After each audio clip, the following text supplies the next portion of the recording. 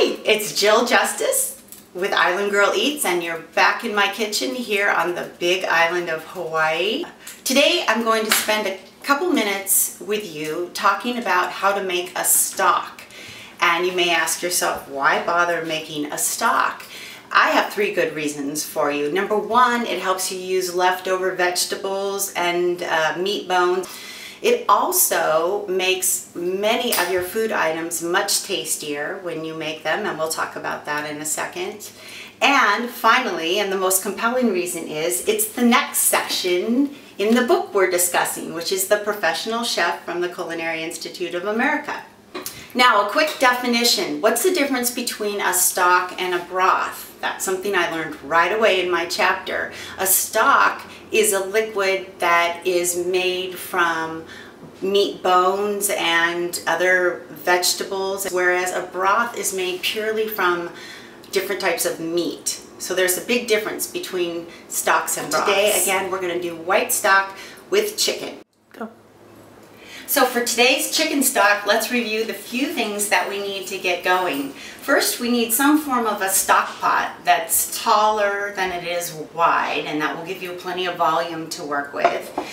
Another good idea is to have something to strain the liquid. This is what I use. It seems to work well for stock. And in terms of ingredients, what we're using today is a leftover chicken carcass. So the carcass and a few trimmings have been saved in the refrigerator for today. And then the typical mirepoix, a mixture containing carrots and celery and onions. Now, for your stock, you can either cut up the vegetables like I did here. There's some cuttings, but you can also use trimmings that you've saved from during the week's cooking. So, for instance, here I have some celery tops that are left over from trimmings earlier this week. I have some carrot peels from earlier this week, and even some onion ends and trims that are, again, left over. And it's great to just keep a bag of these things going as you're cooking. You can, it's what I call the stock bag. You can keep a Ziploc bag full of vegetable trimmings in your fridge, and if you're not going to use it right away, stuff it in the freezer and pull it out when you're ready to make a stock. It's that easy. Also for today, what I had laying around in the fridge are some ends or stems from mushrooms. Two different kinds, two different types of shiitake mushrooms. I have a bunch of leftover chives, so that's going to add a little bit more distinctive flavor to the stock. And then a little bit more seasoning in the form of just some dried bay leaves that I can throw in. And that's it. That's all we need. Next thing we do is put it in the pot and get started. So starting the stock is as simple as putting my chicken in my stock pot with a couple of trimmings that were left behind, and then filling the pot with cold water at a level that's, I don't know, maybe half full, but you want to make sure that the bones or the carcass are fully submerged in the water. So you're going to allow your stock to simmer for about 4 to 6 hours.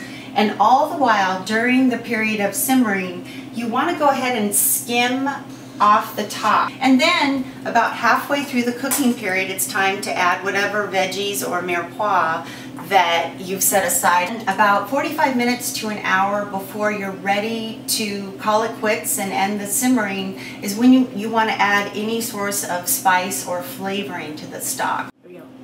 So here we are at the end of 4 to 6 hours of simmering. We have the finished stock with all the goodies left in it, and now it's time to strain it. The book, The Professional Chef, also suggests straining with a damp cheesecloth set inside of a colander or some other form of a strainer. Do it any which way you want that gets rid of all the solid materials in your pots. And then you are ready to cool the stock, and you can either do this in the refrigerator or in an ice bath. And if you're worried about fat, you're welcome to skim the layer of fat off the top of the stock once it's chilled. It's very easy to do. And then you're ready to use it in whatever you want. Like I mentioned earlier, it's great for simmering and cooking liquids, like for making grains. And in particular, I have to mention quinoa, which has up until now not been my favorite grain. I now love it because I cook it in my homemade stock, and it adds a huge rich flavor to it that changes depending upon what kind of stock I make. So really recommend it, and stock making is super easy with a huge payoff. Try it at home. I guarantee you'll love it. So have some fun in your kitchen. Happy cooking. Aloha.